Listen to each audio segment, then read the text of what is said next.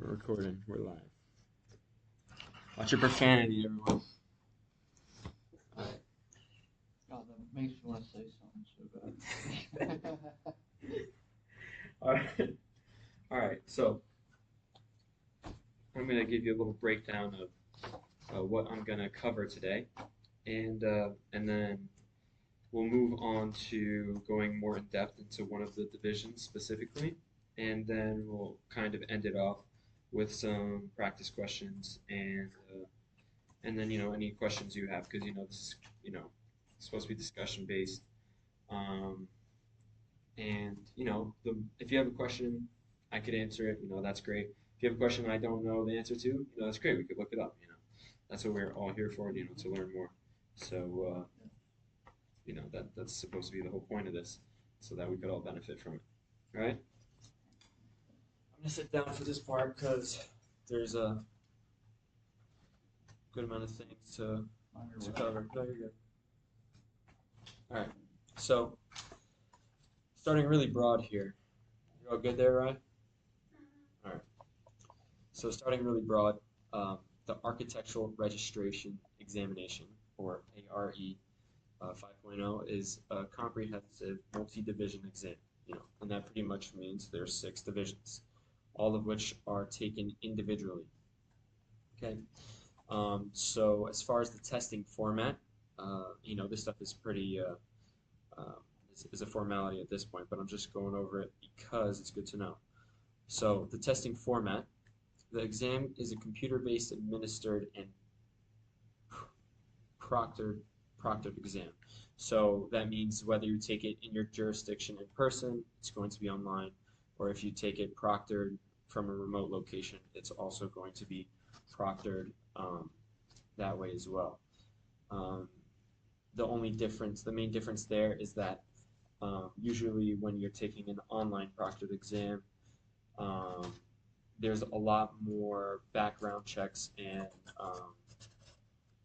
like computer checks that have to go on your own personal laptop. There they have their own that's already set up for that.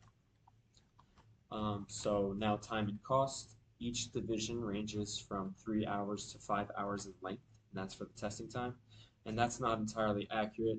The test that we'll be going over after this has a time that is 2 hours and 40 minutes or 45 minutes. So that is the shortest exam, practice management. And then there are 2 other exams that are 5 hours in length, and those are the longest. Each exam is about $235, and that's whether you pass or fail. Every time you, it's called buying a seat, I think is what they like to refer to it as. Buying a seat at an exam, it's $235, and that's just NCARB's fee. So in my jurisdiction personally, New York, you also have to pay, and this is probably common in yours as well, you have to pay professional licensing fees in your own state. So like I said, in New York, you have to pay it, and it lasts 3 years. So that's a general professional licensing fee, and for me it's $400. So that's another thing to take in consideration when you first start getting around to taking the test. And retakes are allowed. You're allowed to retake this test or any one of the 6 divisions as many times as you want, or as many times as you need. That's another thing. So there's not a whole bunch of pressure to pass it, but there is at the same time. Each division is scored independently as pass or fail, and there are very complex grading systems. Honestly, it's not just 1 point is 1 point is 1 point is that. It's very complex, but overall it's a pass or fail exam. And there are no partial. Another thing is there's no partial credits for any questions. There are several types of questions that require multi-part answers or open-ended responses, and they are not partial credit. And some preparation, NCARB provides the handbook, which I have printed out, not here, that has some that goes more in depth into some of these guidelines. They also have practice exams. And one thing I'll note, I think I already told you about this, Ben, but I'll note it for you, Riley, and everyone. These practice exams are the closest thing to the actual exam as you can get, because they are actual questions derived from what NCARB calls their pool of questions. And when you take an exam, I don't think I talked about this here, but when you take an exam, um, questions are drawn from that large pool of questions at random, and that is your exam. So you'll never really get the same exam twice. So like I was saying, um, those practice exams on NCARB's website are the realest or the closest thing you're going to get to the actual exam. And um, the only thing is, once you take one of those exams, it's not going to change. So the questions will remain the same. I kind of made the mistake myself by taking one of those exams already, and I call it a mistake is because if I ever want to go back and take the exam again, I already could remember the question, so I'm not going to get the same, you know, I'm not going to get the same experience twice. Yeah. So general advice is to take that last as a last resort before taking the exam for real. So you could save that for last and do most of your preemptive studying before. Okay, so that's some of the key details of the NCARB A.R.E. Now I'm gonna talk a little bit about some of the question typology because it's not typical in some sense. So there's 6 types of questions that you'll see on the exam. Some of them you're very familiar with as far as format goes. There's multiple choice, check all that apply, quantitative, fill in the blank, hotspot questions, drag and place, and the most complex of all are case study questions. Sure, here, I'll say it again. Multiple choice, check all that apply, quantitative, fill in the blank, so fill in the blank, hotspot questions, drag and place, and case study. So everyone's familiar with the multiple choice. Select the one, select all that apply. That's actually the next one. Check all that apply. We're also very familiar with that. Fill in the blank, quantitative fill in the blank. This is usually, I can think of a couple examples of this. A question that involves some type of calculation or math, and you have to enter a percentage, a value, something like that. Fill in the blank. Hotspot questions. These are a bit different. Also, I'm going to read it from this book straight up. So these questions are used as visual judgment, evaluation, or prediction. They kind of it's kind of used to base or question your own knowledge. They're a bit different, but still not that hard to work around. Drag and place. You'll have a bunch of selections. You'll pick them, and the thing about these drag and place questions, where I've seen is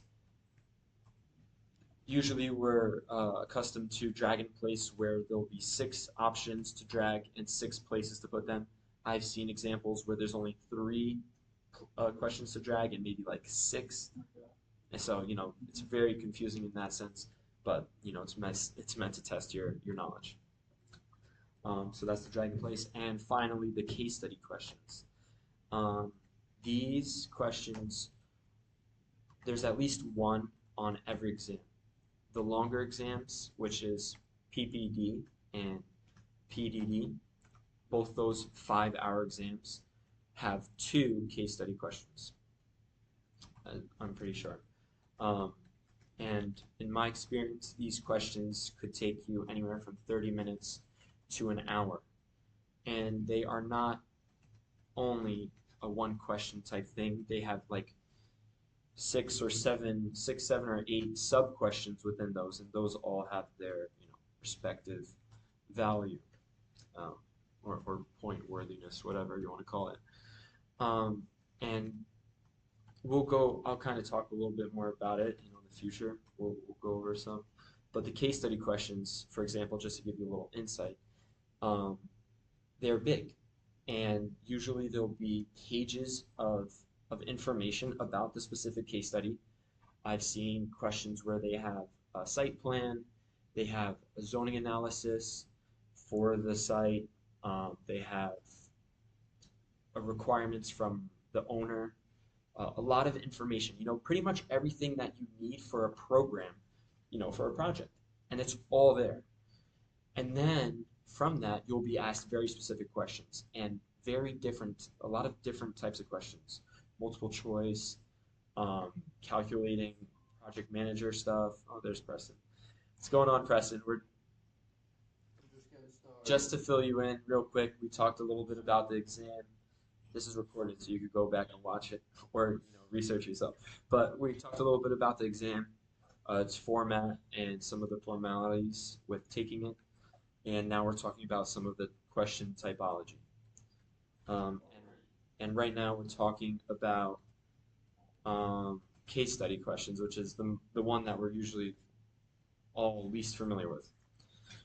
So, like I was saying, these case study questions have 6, 7, or 8 parts to them, um, and there's a bunch of different questions. All that information is given to you, and just to give you a little insight onto how much those questions vary, in one practice exam from NCARB that I took, one of the case study questions asked where where was a good place to put the building on the site, and the site had a bunch of different conditions, several street frontages, um, utility lines running through, east and eastings and northings, west, all those cardinal directions had to play a part.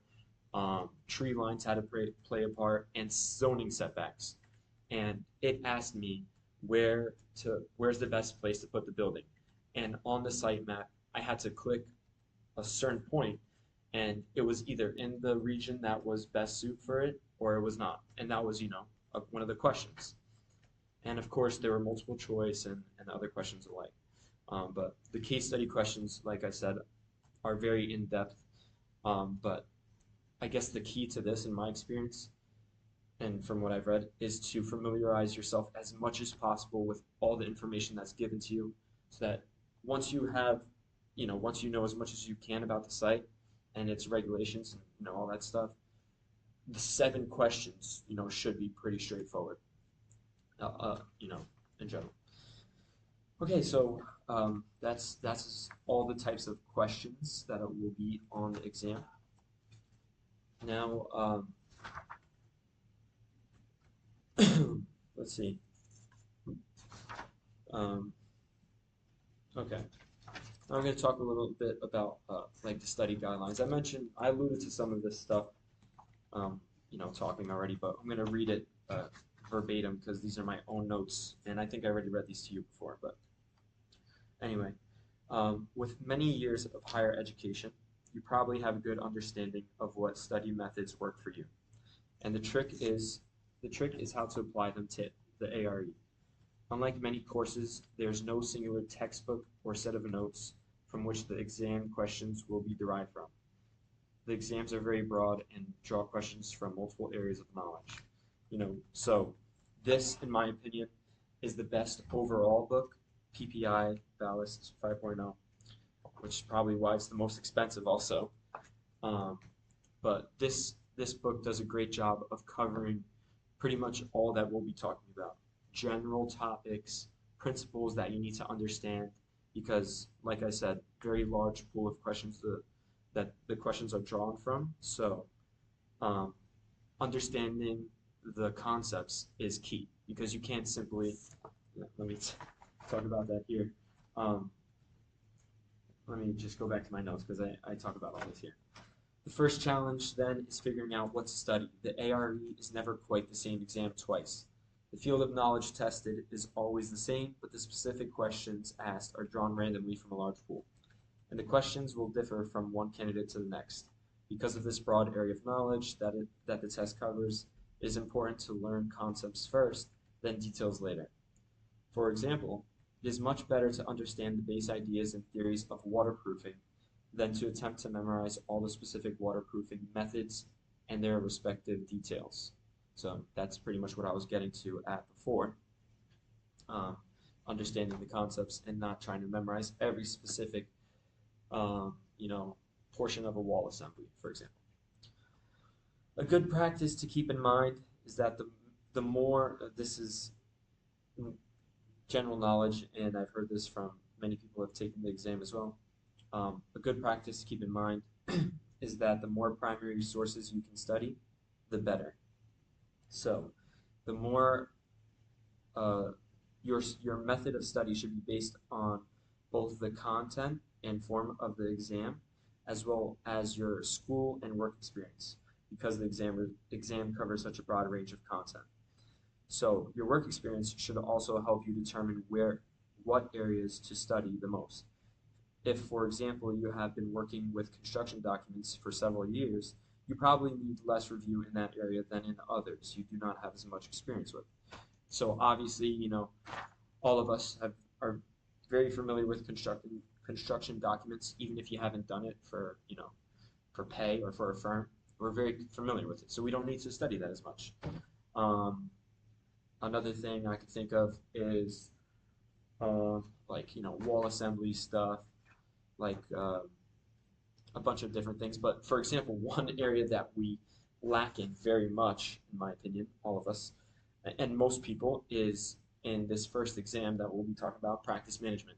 It's all about business. It's all about liability, like literally nothing related to architecture as a concept, but the practice of architecture and a bunch of legal formalities. So that's what it's all about. And that's why I'm really studying it hard, because I don't know anything about it.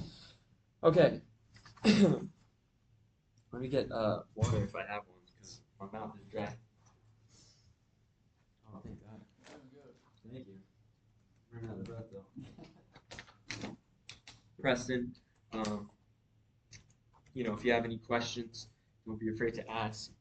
Obviously, you know, it's supposed to be like, stop smiling, Riley. This is supposed to be, you know, discussion based. Like I said earlier, you have a question, I could answer it. That's great. If I don't, we look it up. You know, we're all supposed to. You know, it's good that we all get, you know, something out of this. Even with, you know, this basic information. Okay, so like we all are familiar with, there's 6 divisions.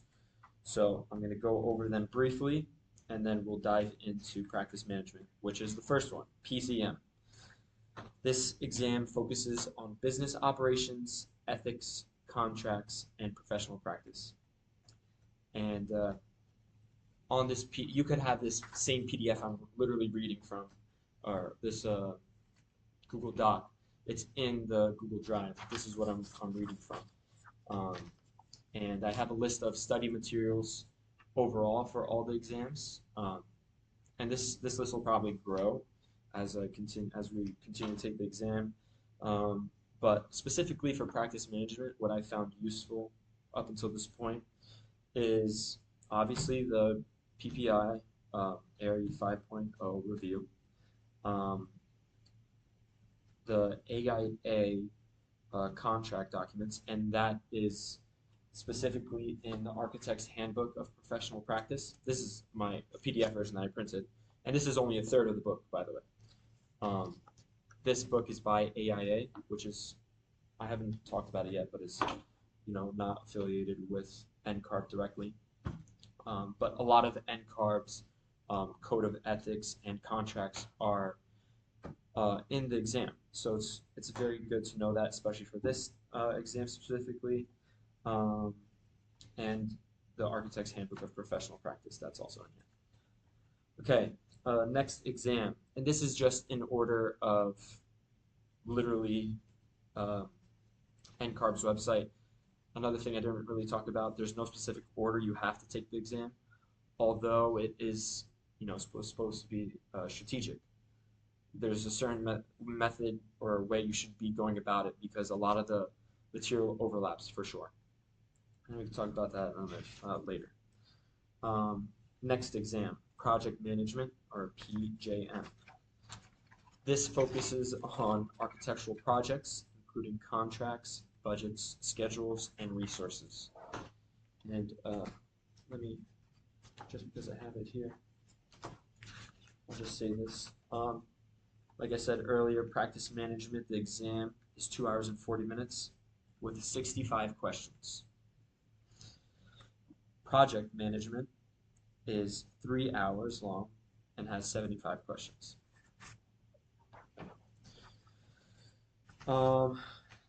The study materials here that are suggested for this exam are pretty um, kind of typical.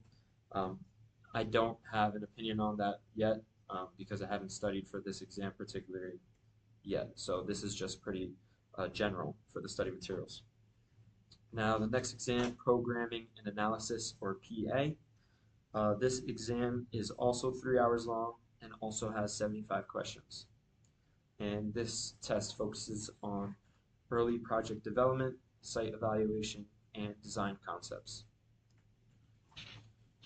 The next exam, this is one of the big ones, Project Planning and Design.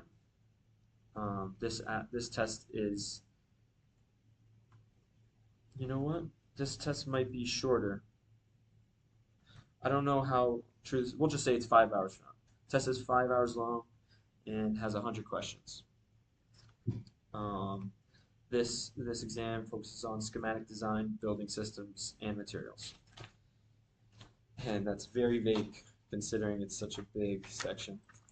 The next exam is also one of the big ones, Project Development and Documentation, PDD, also 5 hours, also has 100 questions.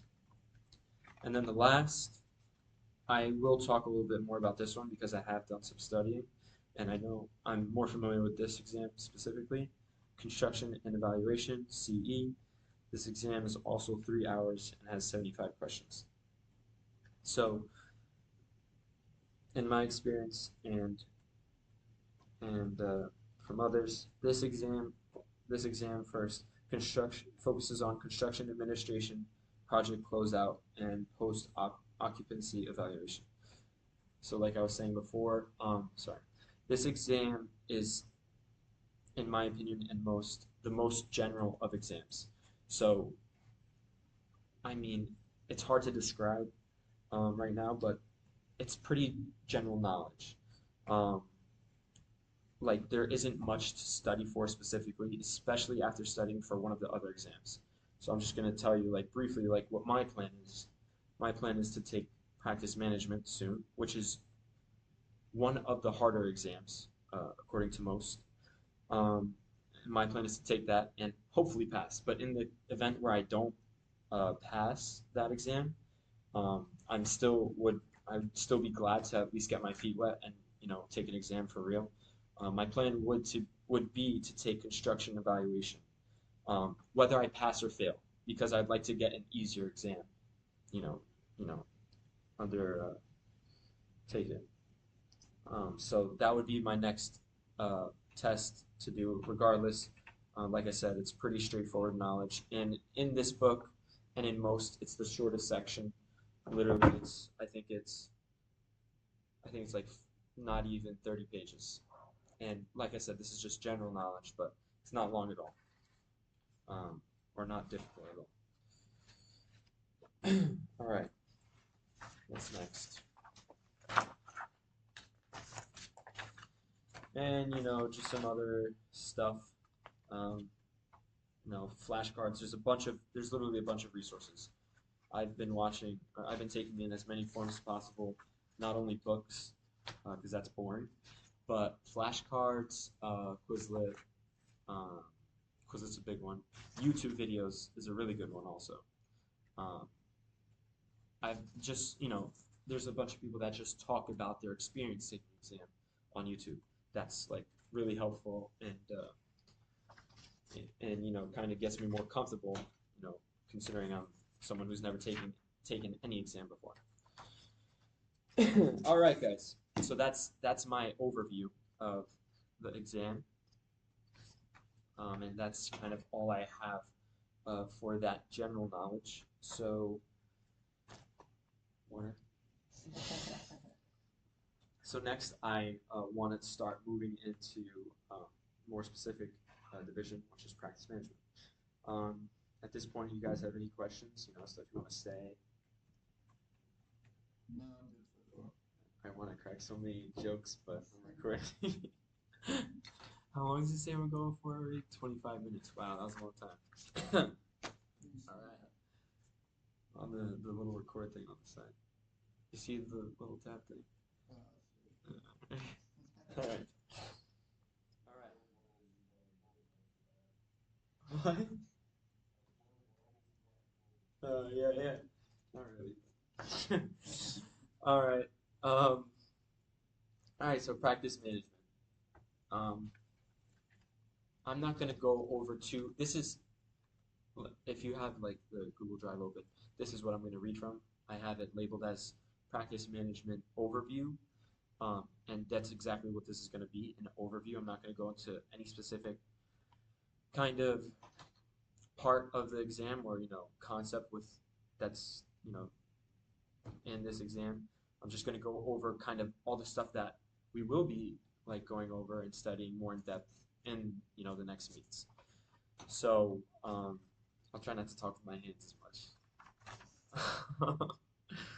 All right. So and then after this, I want to we're gonna take kind of a practice exam together. I made the test, but I made it a while ago, and I actually have it here, and I don't have the answers on there, so I might end up getting it wrong again. So it's gonna be fun to kind of take it again, but I obviously do have the answers after, so that'll be fun. But anyway, um, where am I at? Okay, oh, I flipped it over. All right, so practice management. You already know what it's about generally, but we're going to go over some of the key concepts now, or breakdown of them at least. So I think I have this broken up into 5 different sections within this one exam. The first one is business structure and policies. And like I said, this is like literally alien information to me, and I've read this like hundreds of hours already. So if you don't understand what I'm talking about, just ask me. I'll try to do my best to explain it to you. So number 1, business structure and policies. Um, this is a really good start to the kind of formal side and practice of architecture. So key concepts within this, types of business structures. These are very important, and pretty much all this is. You have 5: sole proprietorship, uh, general or limited partnership.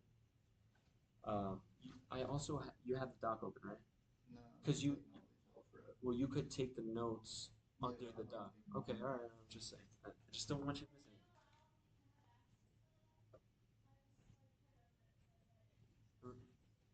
Really? Oh, I know why. Sorry. I think I know why. I'm lying. Um,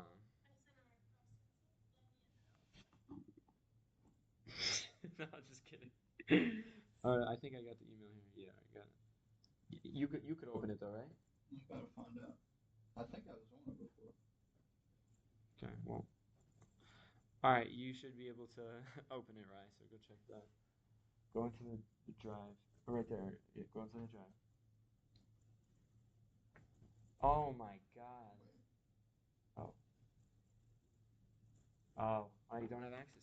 That's weird. Let me do that real quick. Okay, so I wish but I was keeping up I with knew it that before. before I got it. No. Did I just cancel it? Oh no, we're chilling. Okay. I think I'm still on it, right? Did I just leave? I think I might have just left the meet. Oh wait, I'm back. All right. I kind of used the wrong tab. All right. Come on, buddy. Sorry, guys. Yes. Yes. And some others. I have like very few other notes. But most like all the stuff I'm going to talk about is there. And everything that I make regarding the ARE is going to go into this folder, even if it's stuff that I don't share with you guys, like in a meet or anything. I'm trying to open another tab, but it's not letting me. My computer's probably going crazy. All right, let me just do it from my phone.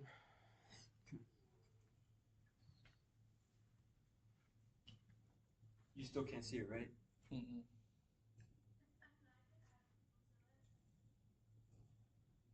Share. Review.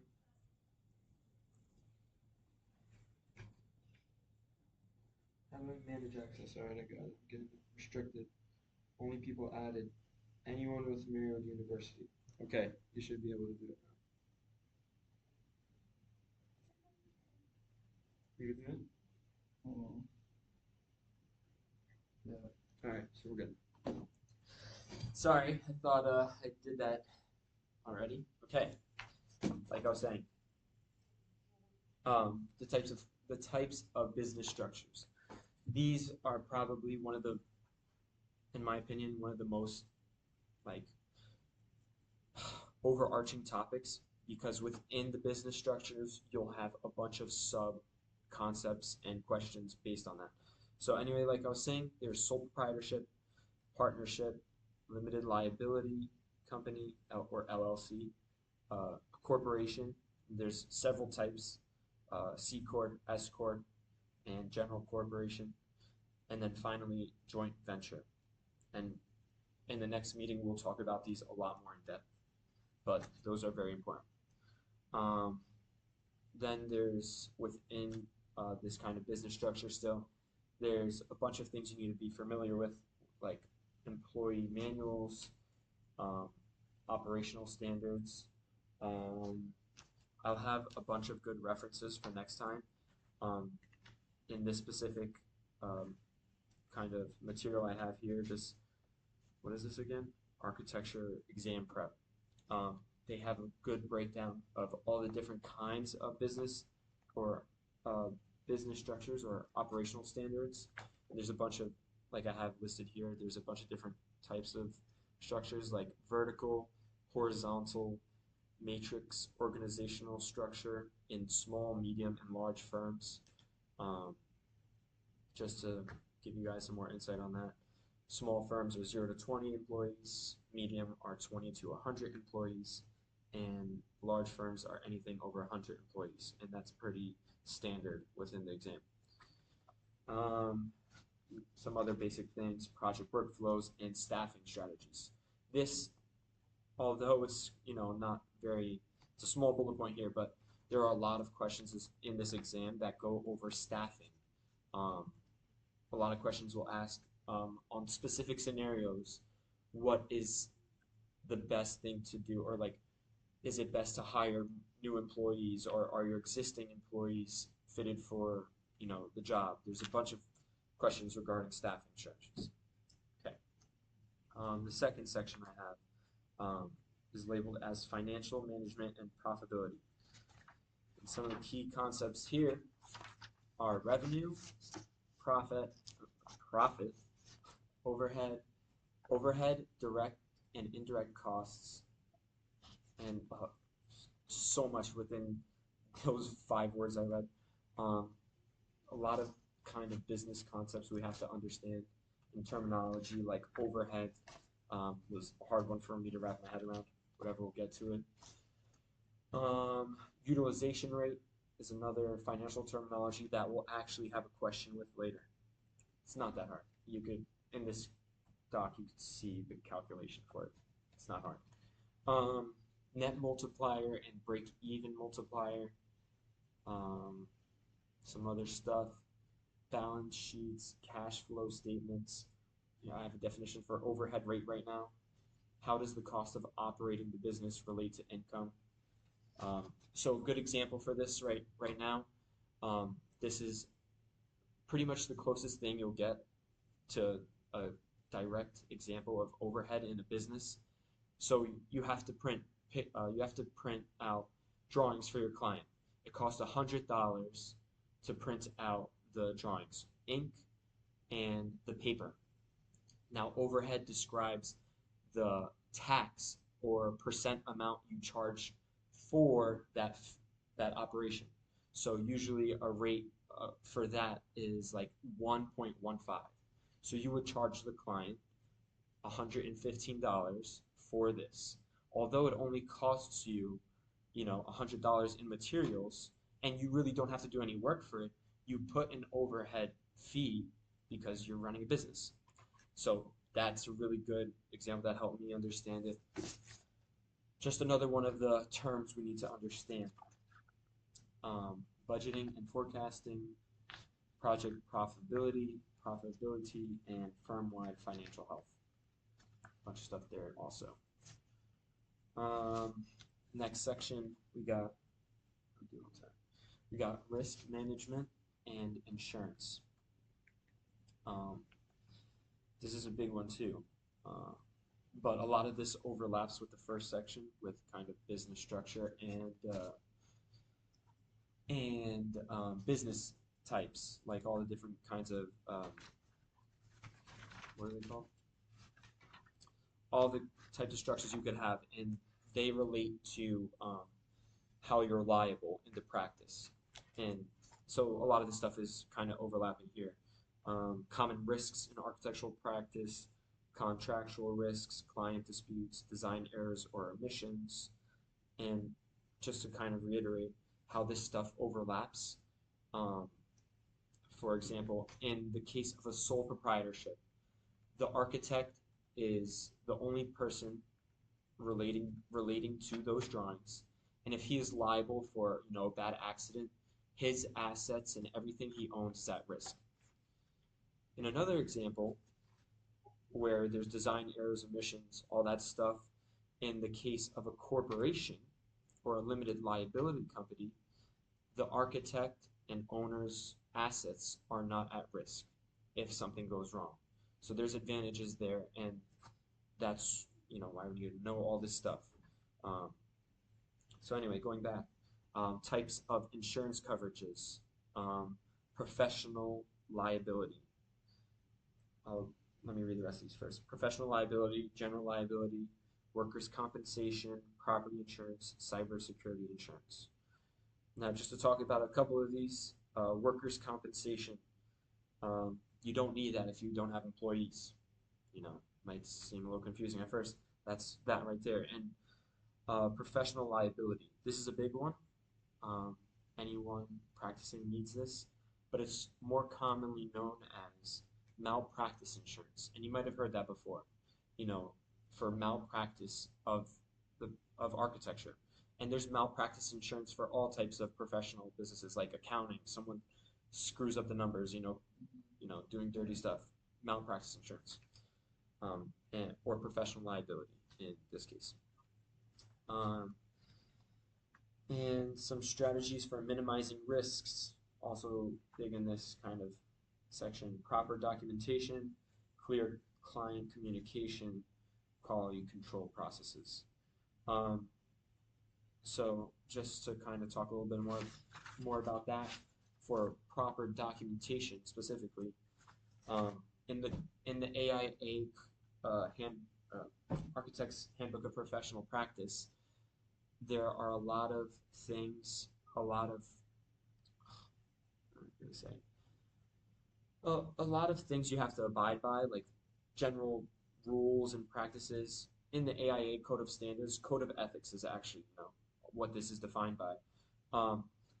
But for example, there's only a few cases where verbal agreements are allowed. So proper documentation, just kind of basic stuff for overarching themes there.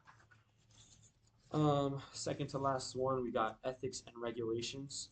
This is very important because this stuff really applies to everything when taking this exam. Practice management, practice of architecture. And this is the AIA Code of Ethics.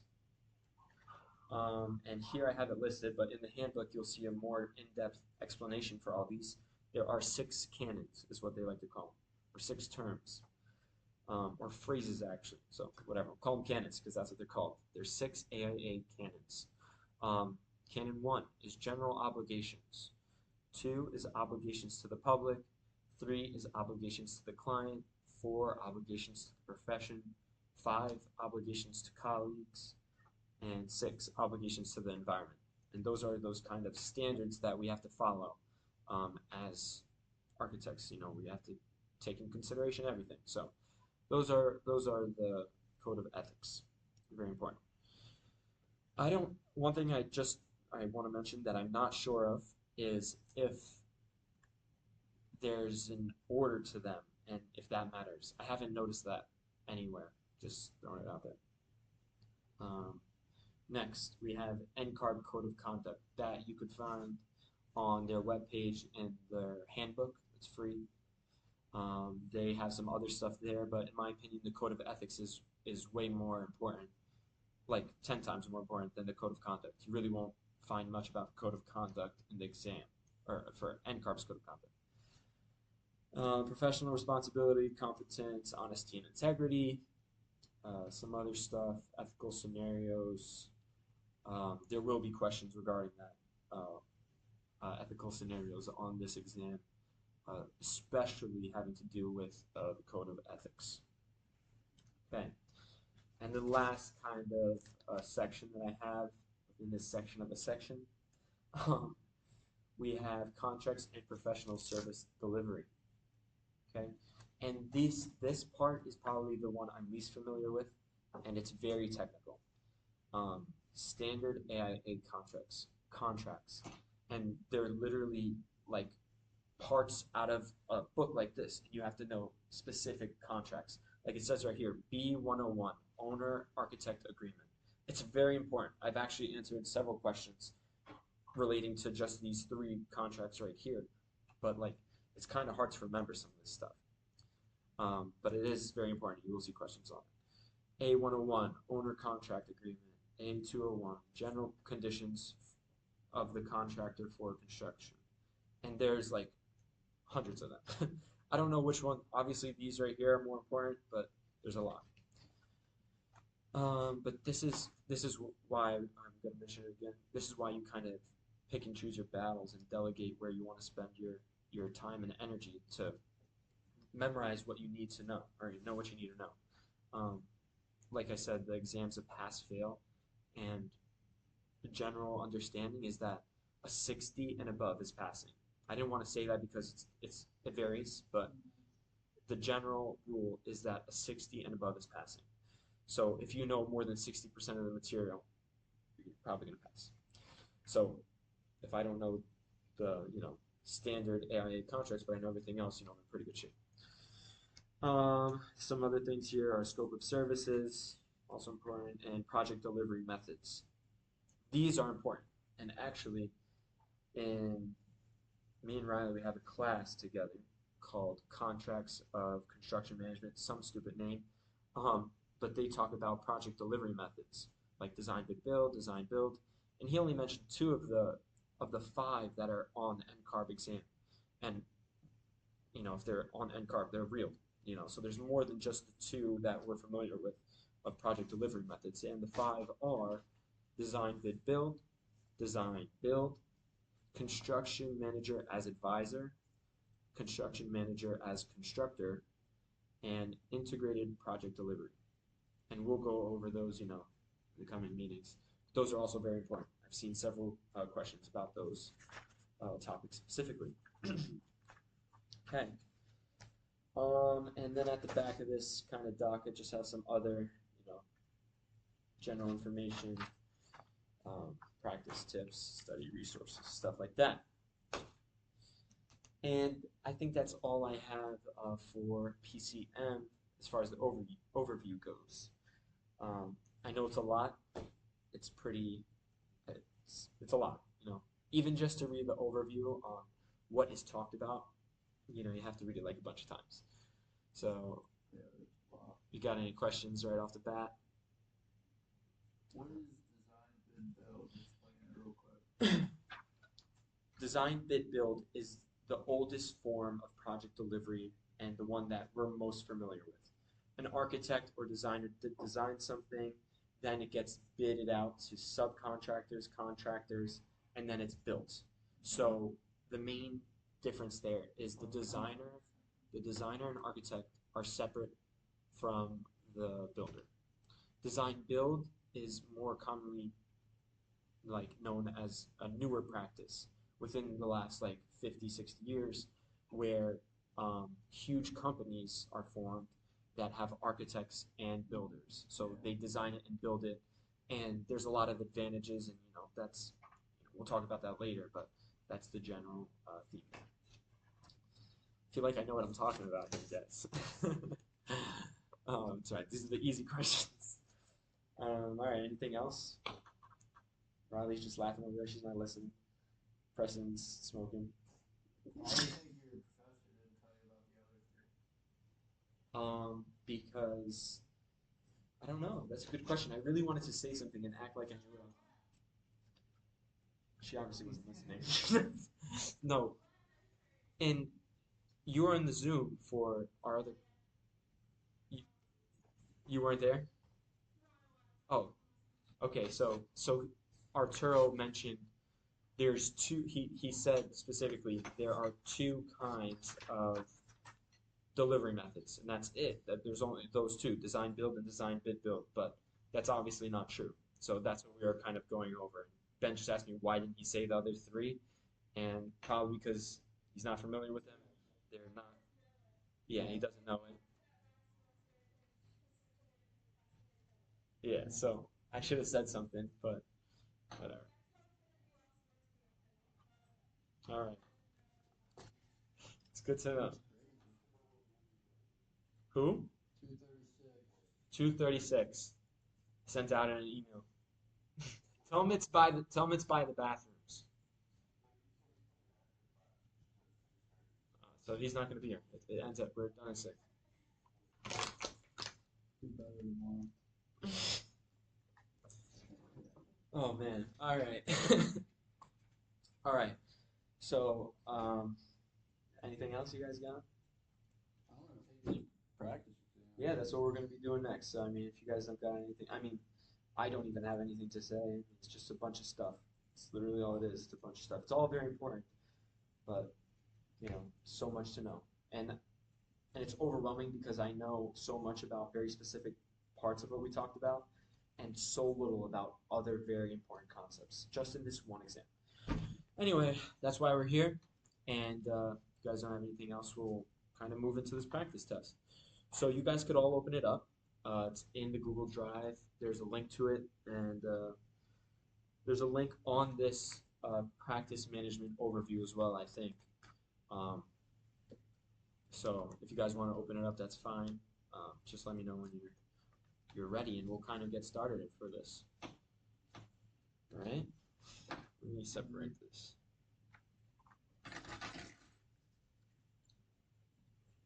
Like yesterday, I spent like 6 hours preparing for this.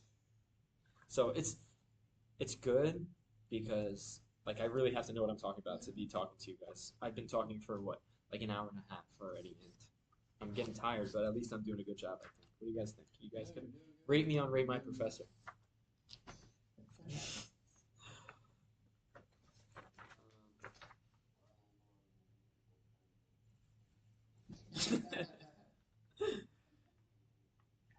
Oh man.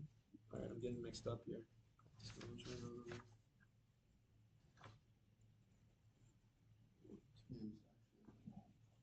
Yeah.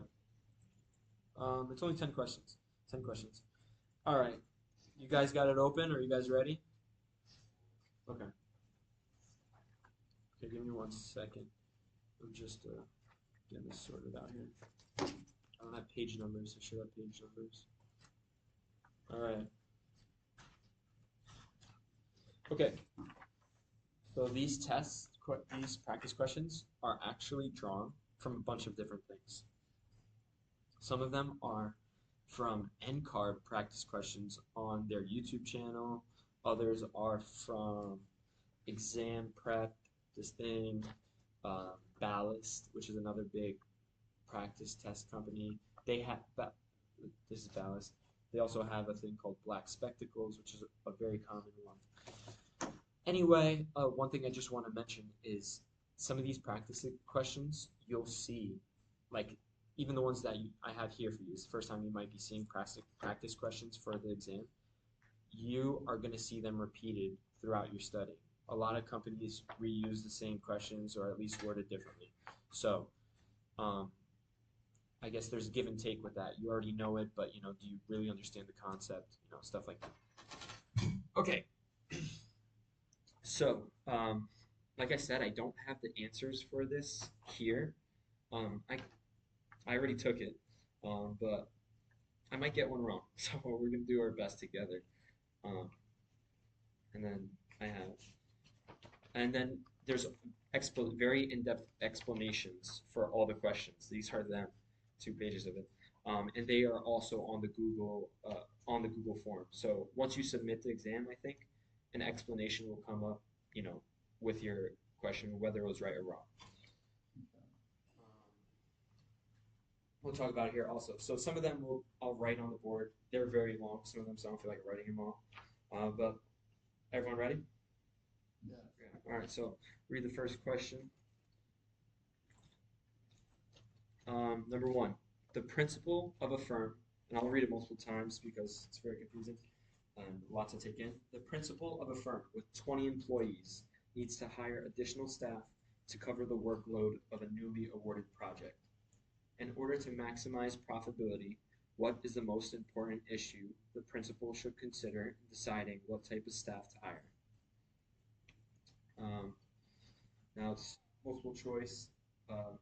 Options are potential billing rate for new hires, workload of existing staff on current projects, experience that new hires bring for future projects, and skills needed for new project. So, yeah, listen, we're gonna take this together. That's what I want this to be like. So, go ahead. Do you have something to say? Go. I feel like it's got to be between potential billing rates or skills needed for the new project because the question like mainly focuses on maximizing profitability, not like actually what is going to be built. Mhm. So billing rates, like that's worried about profitability, and skills needed for the new project will determine what type of people you need to hire, and that like kind of relates to how much they need paid based off what their skills are.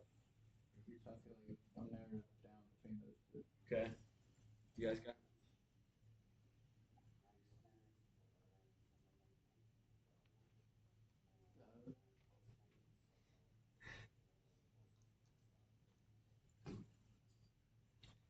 All right. All right. Riley, got any ideas?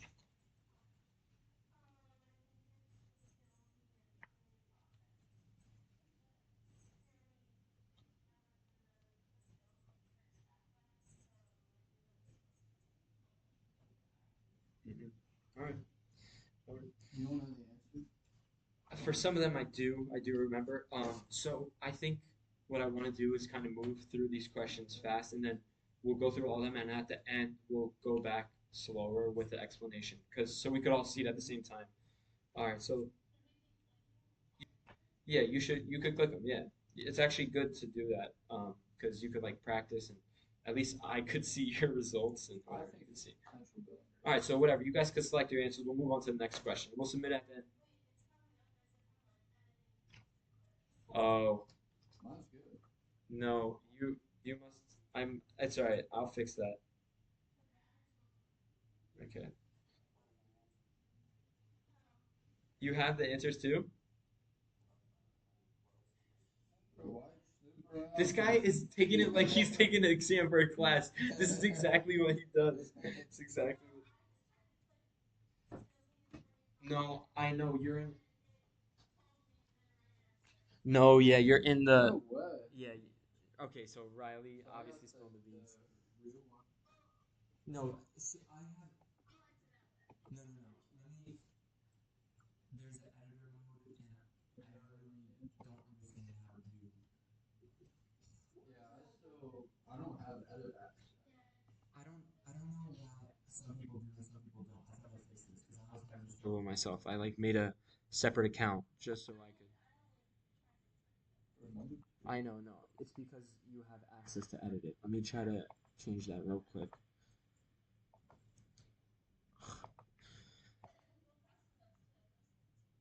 Wait, Preston, you could see it too?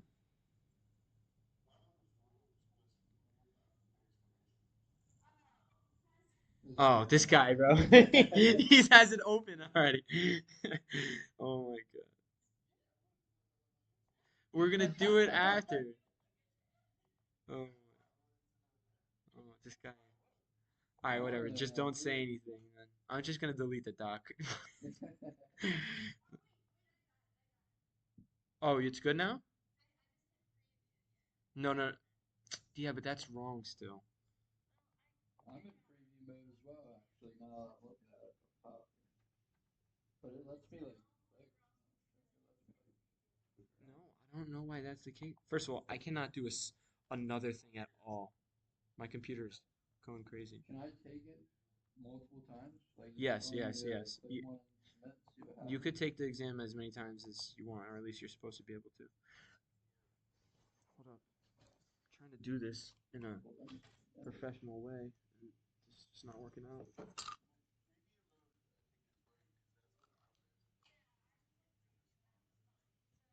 But you could edit it? Yeah, so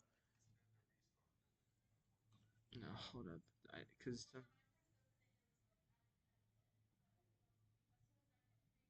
No, because you can't submit it in preview mode. yes, you can submit in preview mode. I can't change it right now because my computer's doing too many things with the thing. So I'll have to change it later. So if you guys want to take it in preview, we can still go over it after. And I'll fix it later because I can't do it right now. All right. Anyway, The number one Preston, task keep it to is yourself, would you? All right. Number two. Let's go over. Let's try to just go through these and then get your initial reaction, and we'll go back. All right, number two, an architectural firm with 36 employees is interviewing candidates for a project manager position. During the interview, which of the following questions can't the interviewer ask? Number one, how long have you worked at company A, the previous company? Two, what is your age? Three, do you have any physical problems that would prevent you from doing the work? Four, what is your national origin in case we try to pursue work overseas? Do you have any physical problems? Do you think any differently? Yeah, yeah, yeah. I don't know. Maybe what is your age? What's your age? Yeah, because like age shouldn't matter. It's really about who's the better Ageism. candidate. So it doesn't matter how old you are. Ageism, like creed in the office.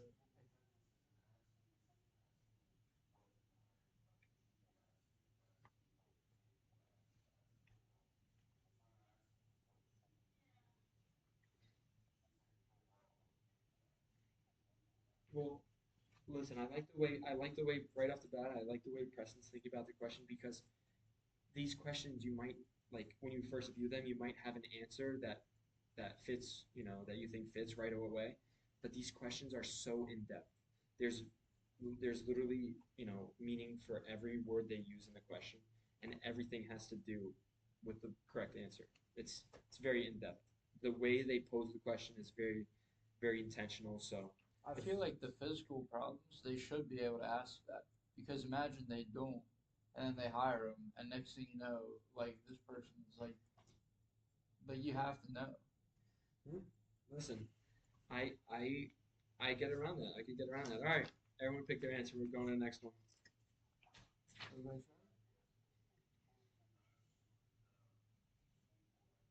All right. Yeah, but like, listen, you But have I'm to not gonna like hire imagine, somebody to draw my plans if he has a broken arm. or You like, know? imagine they need to go do site surveys Yeah. and they're in a wheelchair. Right. That's what I'm saying. So you should be able This to is ask. stuff that goes through your Yeah. head. I know. Listen, very confusing. All right, next one. This is a bigger one. A major architectural magazine has offered to publish an article with photographs of one of the firm's completed projects. In addition to the basic data about the project, including area, date of completion, consultants, and similar information, the magazine wants to publish the cost of the project. According to the AIA Code of Ethics and Professional Conduct, under what circumstances may the AIA architect provide this information after notifying the owner of the upcoming article? Number one. Yeah, read it again. I'm just gonna, okay. You want me to read it again? Or you want to? All right, I'll read it again. The major architect, oh, no, no.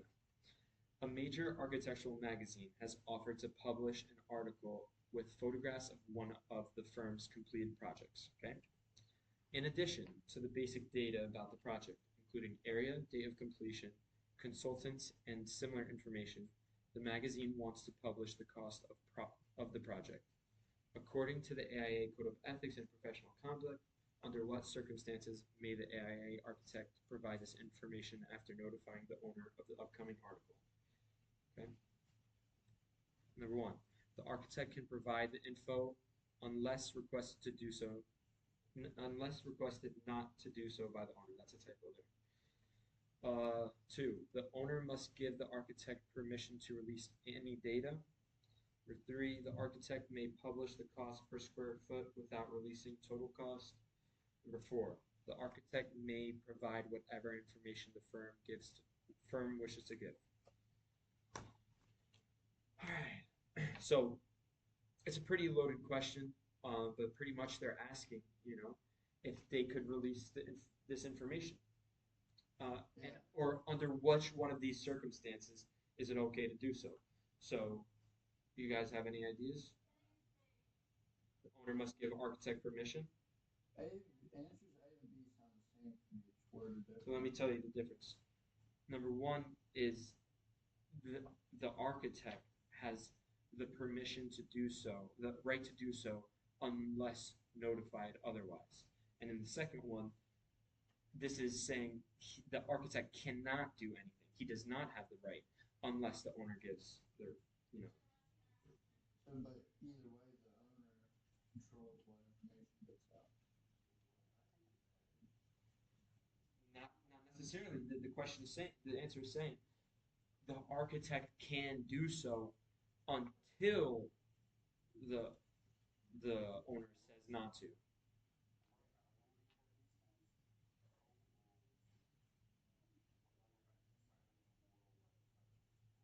That's that is a real world example. That is a real world example. And another thing to note here, going back to some of the things you mentioned earlier, this all has to be in not it doesn't apply to this question, but it all has to be in writing. It's another thing. All has to be in This writing. one's got me stumped. And say that it's a private home, it gets completed, then the owner writes a letter, say, hey, I don't want any photos to be released. Yeah, Then that's the case of A. All right, so you guys pick your answer. We're going to the next question. I'm going with A as well. All right. Number four. What does? I'm getting tired of it. What does a restrictive covenant in an architectural firm mean? Okay. Number one, the employer is limited in what it can require its employees to do. Number two, an employee that leaves the firm cannot set up a competing business in the same city. Number three, the architect's design must conform to any regulation of a homeowners association. Number four, independent contractors working for the firm must abide by the rules of the firm. So this one has a bunch of different options. What do you guys think? No. It's a little bit weird, I've never heard that term before. Yeah, I don't know the term.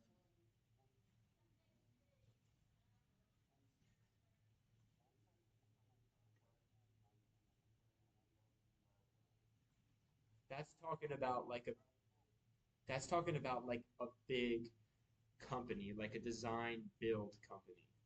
Like they design and build. That's what I'm guessing.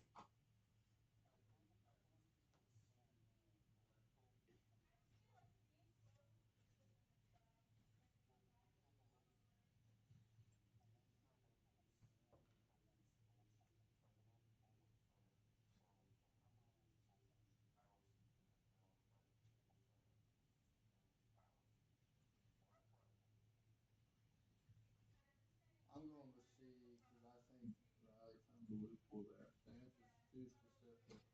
Well, let me tell you something. This this test is very intentional.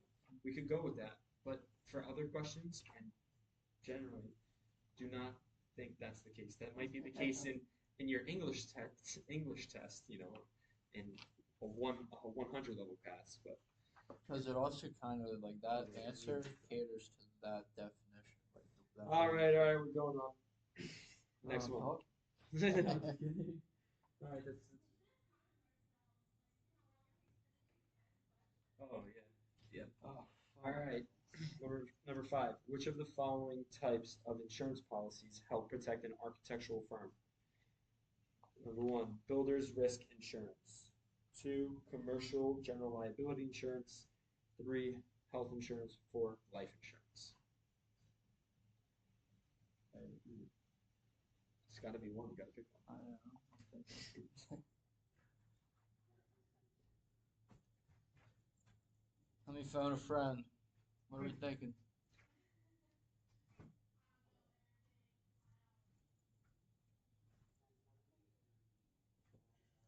Oh, you guys are doing great. You guys are doing great.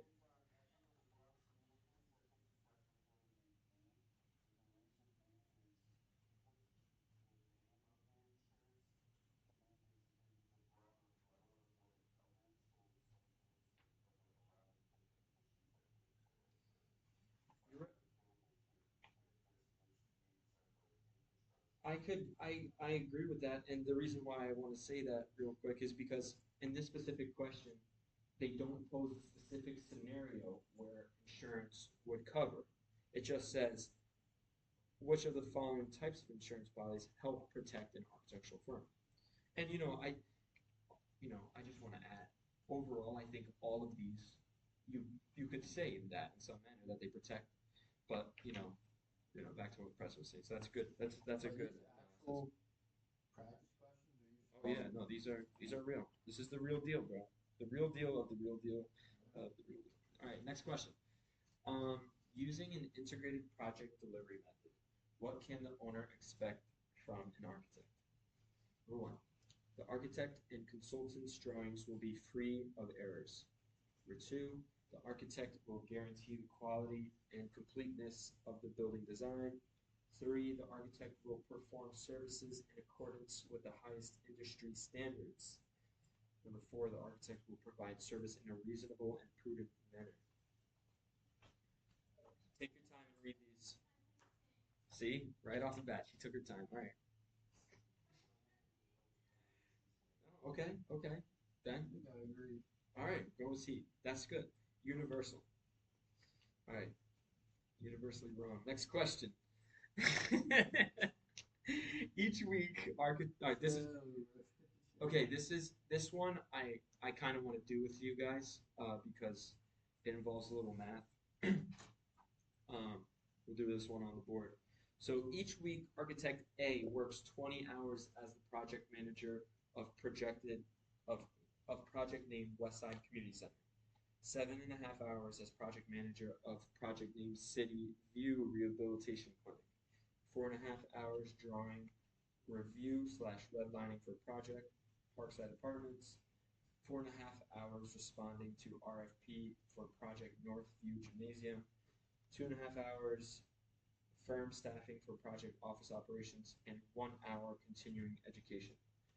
Office leadership at an AE firm is performing an evaluation of their office and overall effectiveness of each employee. Based on the information provided, what is the utilization rate of Architect A? So that was a lot, right? This is probably the only question that I'm gonna do right now, but that was a lot. And at the end of it, it pretty much says all it's asking for. It's asking for the utilization rate of the architect. So once you guys become familiar, we will understand that utilization rate is a simple calculation. It's pretty much this. It's pretty much the build, the hours that you can bill to the client of how much you or an employee works over your total hours worked, total hours, right? And that'll give you a percentage. That'll give you a percentage, or it'll give you a decimal fraction, and that times 100 is percentage. So to answer this question, we know how to get there. We have to understand what is considered as billable hours. And this is, something that is kind of hard to figure out. So we have 20 hours as a project manager for our job. 20 hours we'll do project manager. He does another 7.5 hours as project manager for a different job. 7.5 hours as a project manager. Can you guys see this board? All right. Well, sorry. Let me see if no, the light's right there. All right. Well, I'm reading it out loud.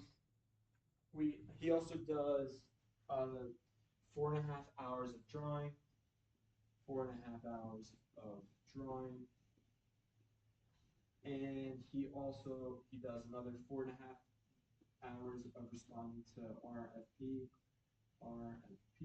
and he does 2.5 hours of firm staffing, and then 1 hour education. Okay, so those are 6 values. What do you guys think is which? Which ones do you think are billable, and which ones are not? I think the project manager hours are billable. We agree that the project manager hours are billable? Okay, so billable to a client. Well, yes, that is what is considered utilization rate, but in this case, we're not billing the client, we're just trying to figure out the employee's utilization rate.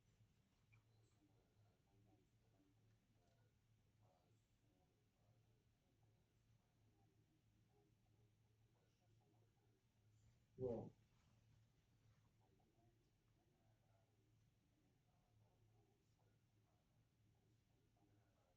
do we agree that these two are that our staffing or employee staffing and education are not billable? Okay, so we could eliminate those. And another thing that I forgot to mention, this is assuming a 40-hour work week. Any question where it doesn't delegate a specific time, it's always a 40-hour work week. So we would automatically put 40 into our equation. Okay, so we're down to these 4. We have 2 projects where he's project manager, so those would be the same whether they're billable or not. We have 4.5 hours of drawing and then 4.5 hours of responding to RFP. And I'm not sure exactly what that is, but I'm pretty sure it's I think responding to questions or related to relating to the project. So do we think all of these count as utilization rate? I do. Do you guys agree?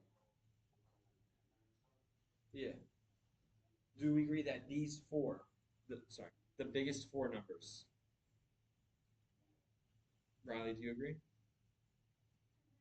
Okay, so if we do that, then we add up these numbers, 20 plus 7.5 plus 4.5, 4.5, 29 plus 7, so we have 36.5,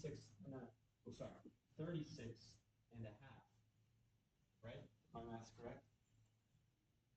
Yes. Okay, so if someone wants to do that math real quick, 36.5 divided by 40, I'm not sure what that is. What is it? Okay, 91%. Oh, wait a minute. That's not one of the options here. So he messed up. And either I messed up or you guys messed up. So, where do you guys think you messed up?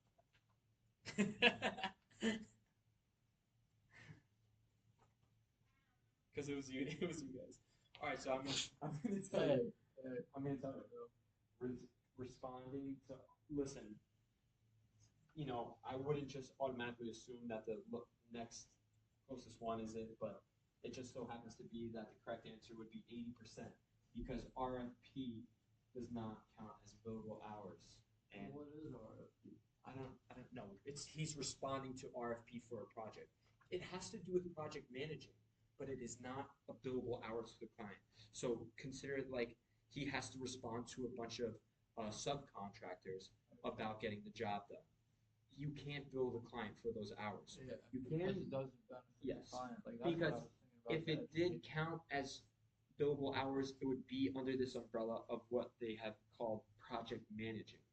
So he has spent this X amount of hours project managing. You Okay. can't just say they're billable for responding to this specific thing. So, and you could kind of infer that if you think about the question long enough, but that's how this question is supposed to be answered. And then, of course, 4.5 hours drawing is billable, no Mhm. question there. All right, good job, guys. Uh, Next question.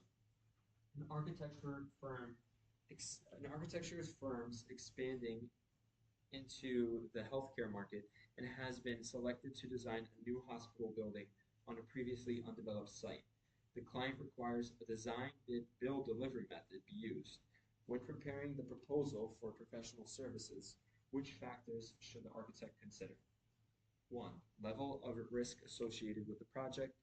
Two, capabilities of the contractor. Three, requirements for a brownfield assessment. And four, guaranteed maximum price.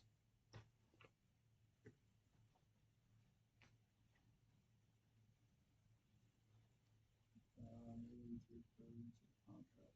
Capabilities of the contractor. What do you guys think? I'm not sure.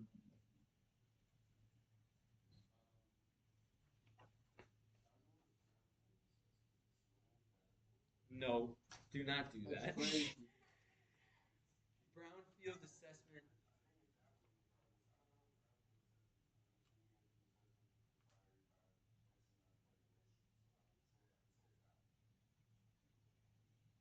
Well, let's read.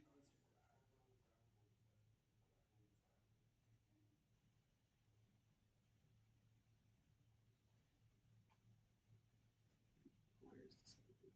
It's just one answer. It's not It's all one of them. answer. This question says which factor, not factor. No, it's not. It's one question. It's one answer. I like the thinking. You're thinking about the wrong thing though. um, all right. Well, I anyone think anyone disagree with capabilities of that? the contract. You think capabilities of the contractor? Riley, you Because I think think any? that's Think directly any? Are you related to thinking anything? so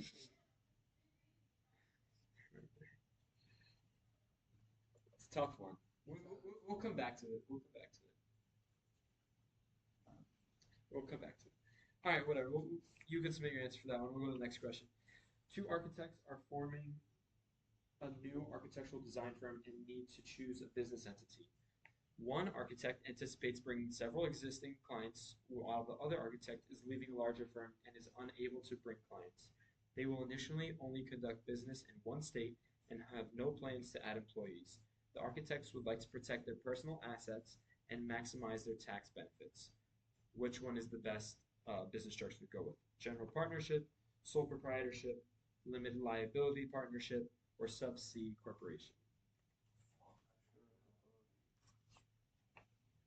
um,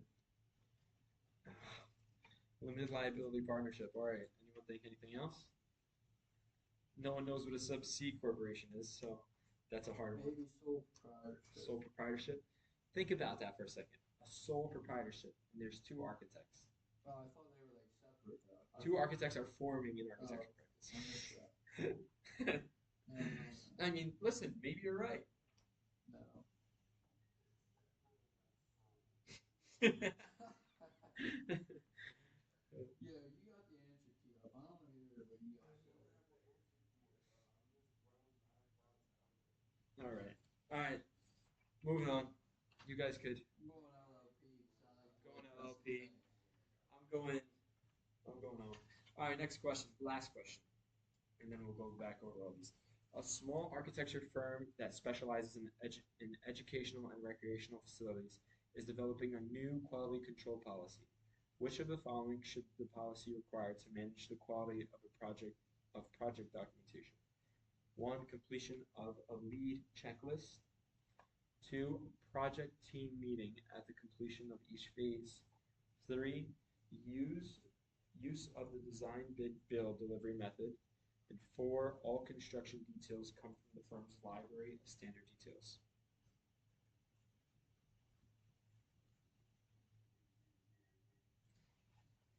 We're back here. forgot what it is, but it doesn't have to be this.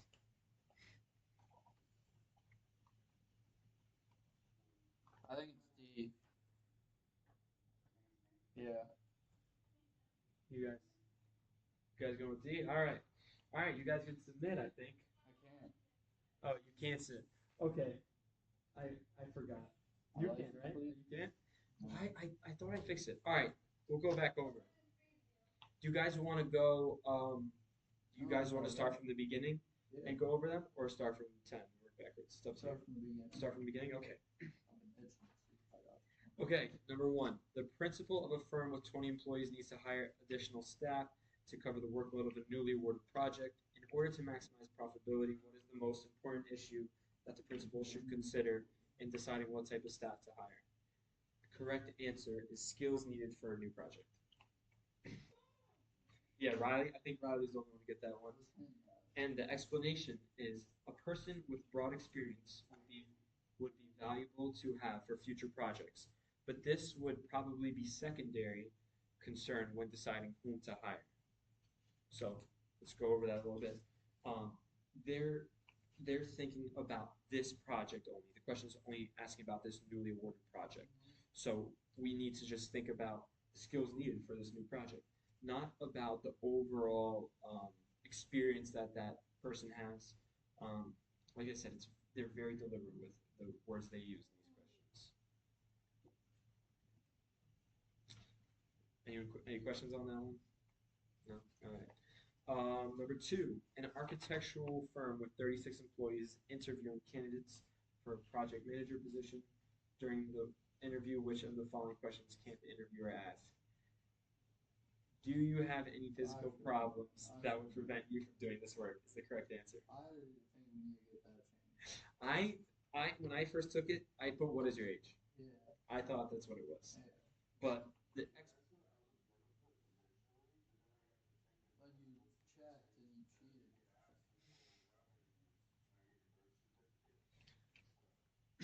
The reason why it is that is because the ADA Act does not allow you to ask questions during the interview process about disabilities that might interfere with doing the job, which is I don't know why. Yeah, I have no idea why that's the case. It really doesn't make sense, especially in the scenario I posed. You know, whatever. All right, so those two.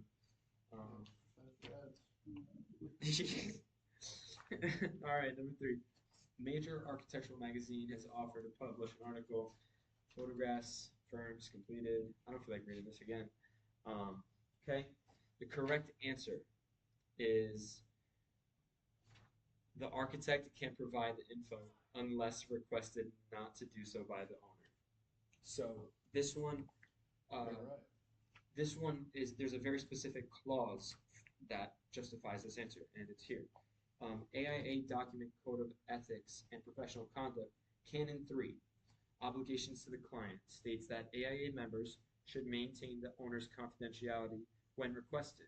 If the architect tells the owner of a potential article in a magazine, the owner has the opportunity to request that certain information, including photographs, not to be published if there's security or proprietary concerns. AIA Document B141 Standard of Agreement between Owner and Architect with standard forms of architect services give the architect the right to photograph the project and materials unless it includes confidential or proprietary information, and if the owner has previously told the architect in writing of what specific information is confidential or proprietary. So basically, what that whole explanation is very specific. So basically, if the owner has not mentioned anything, the architect could post anything, right? Obviously, not a picture of their birth certificate that they take, stuff like that. But even if the owner requests that they not photograph or publish anything proprietary or confidential, that could still mean they could take pictures of materials they use or certain instances. So there's a lot of deviation within the laws themselves. But in this case, it's a very general statement, and the architect can publish the photos. All right. Um, Number four, what does a restrictive covenant in an architectural firm mean? This means that I can't remember what the answer was. Riley, you want to look? I'm pretty sure it means an employee that leaves the firm cannot set up a competing business in the same city. There's no way that's the right answer. Yeah. That seems like super messed up. Like I should be able to do that if I'm I pretty want. sure it's right. Even in like Oh, yes, that is the right answer. Um, Explanation. Restrictive covenants in an architectural firm, more commonly known as non-compete clauses, can be a part of an employee contract with an employer and limit what the employer may do if the employee leaves the firm. So that's pretty much so what that what means. about even like New York City?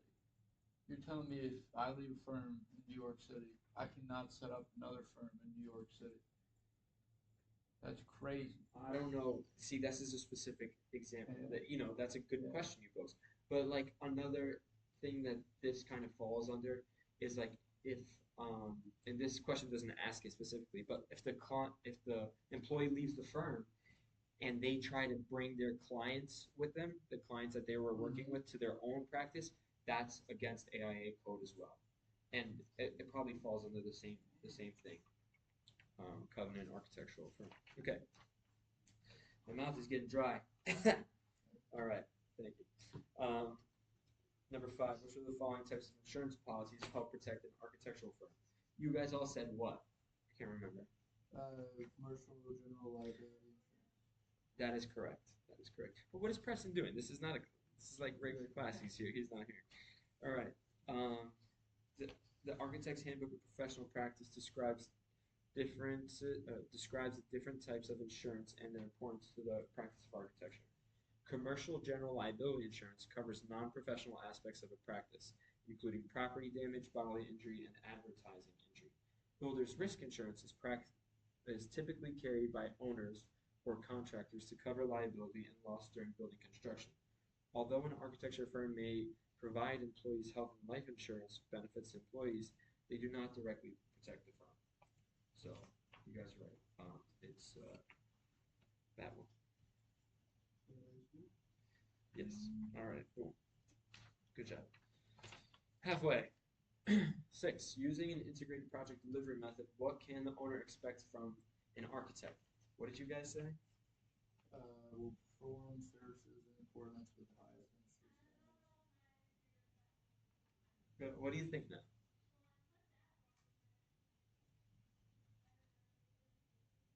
B? I feel like there's overlap because the highest industry standards would be free of errors. Okay, now let me tell you guys are both very wrong. So, the answer is the, the architect will provide service in a reasonable and prudent manner. And the reason why is that you can't guarantee because then you put yourself liable if something happens, regardless of Bro, I was gonna insurance. say that because the other three is good. Pretty much. So like, and Riley, you might recall if you ever like put notes into. Can you hear me? Okay, you're just frozen, so I didn't know you heard me. All right. So if you ever like put notes into a drawing that say GC to insure in field or general contractor to verify, stuff like that, you're always covering yourself because in the case of something happening, you can't guarantee it, right? But you obviously that's our intention, but you can't put it in writing or else you are liable. So the explanation. According to the Architect's Handbook of Professional Practice, providing services in a professional and prudent manner aligns with the professional standard of care, which is another big thing for architects, while limiting the architect's liability exposure. The architect and consultants are not required to perform services perfectly and free of errors, nor is it a realistic expectation. Avoiding building design guarantees and standards higher are what are required by law and will also limit the architect's ability. So, pretty much what I said. Okay, seven. We already went over seven. Um, 80%. Utilization rate 80%. Okay. 8. An architecture firm expanding into the healthcare market has been selected to design a new hospital building on a previously undeveloped site. The client requires a design build delivery method be used. When preparing the proposal for professional services, which factors should the architect consider? You guys said what? I said B, capabilities of contractor, but I'm starting to second guess myself. Why? Because you got every other one wrong? Yeah, I got a couple right. No, just kidding. I don't know. Letter A also sounds good, but they all do. Really. I'll stick with my gut though. B.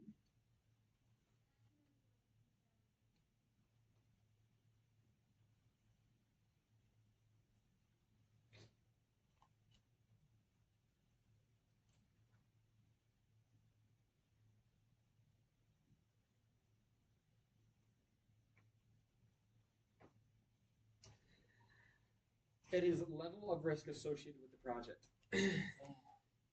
And I'll just tell you why, pretty much. Brownfield, because I'm not reading this, is a huge explanation. Capabilities of the contractor are not considered. It's design, bid, build. The contractors are separate. If it was design, build, and the rest of the question was the same, that might be an answer, something you consider. Design, bid, build, out the door.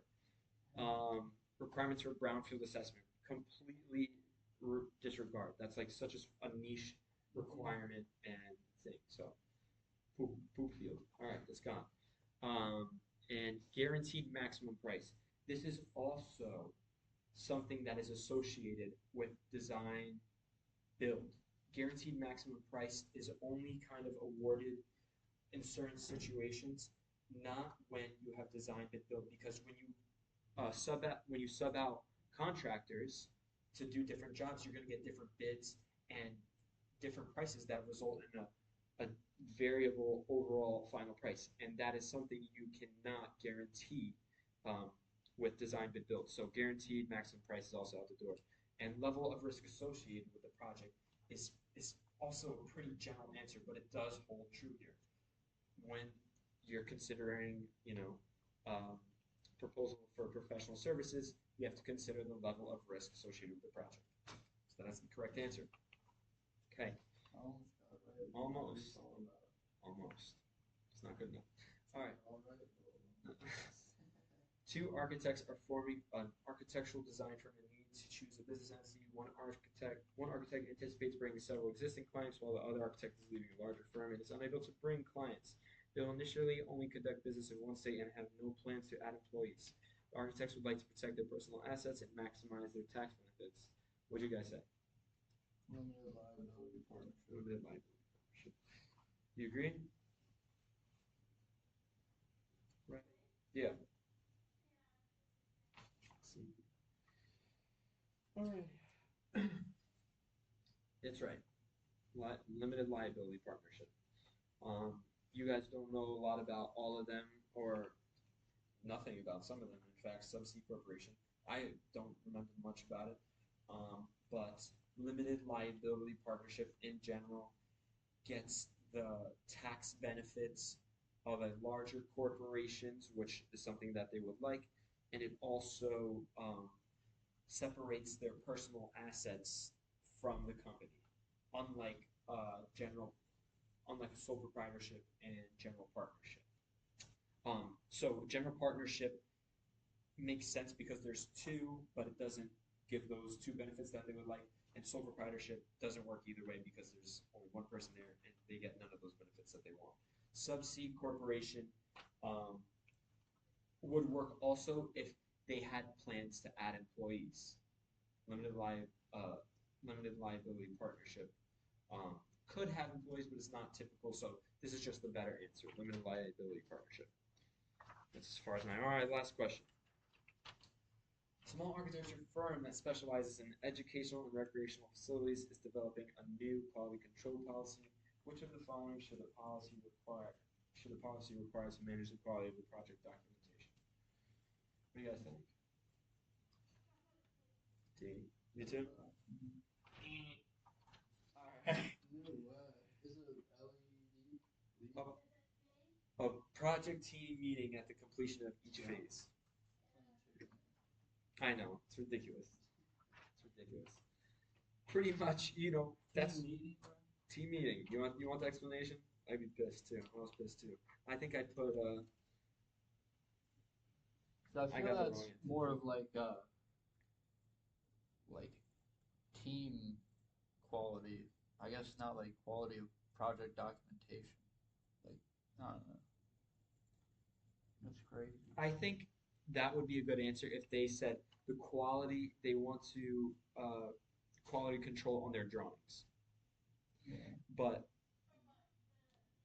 yes, but yeah, it's the overall project, getting stuff done in a team manner. It's a very hard thing. It's actually nice. We just finished. You got it. Preston, you got it wrong. You got it. Yeah. You're doing it wrong. Nice. Well, you passed. You didn't get a 65. There's 10. They're all 1 point each. Yeah.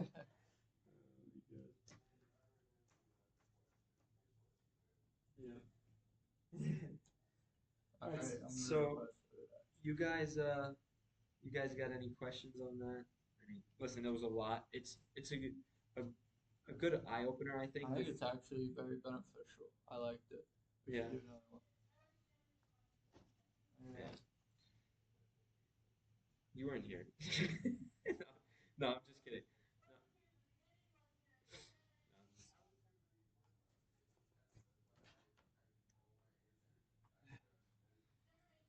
All right. Preston cheated. I'm stopping this recording. Holy crap.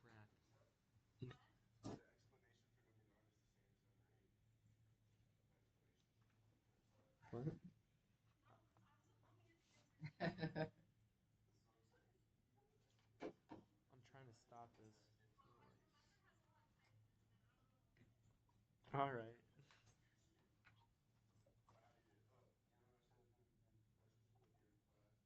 Yeah. But everybody knows rules. I don't get it. I don't get it. I'll take it. Yeah. I can't stop this recording. Yeah. Oh, John. Oh, David Fortnite. Yeah. John. Thanks.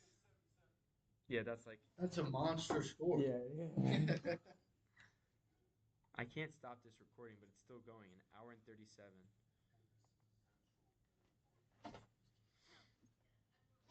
I'm in the mood for pizza. My computer is gonna blow up actually. No, I'm You got all your SD cards, right? I didn't even use that. Well, I'll just make sure that one of them is still in the left. Yeah. I hope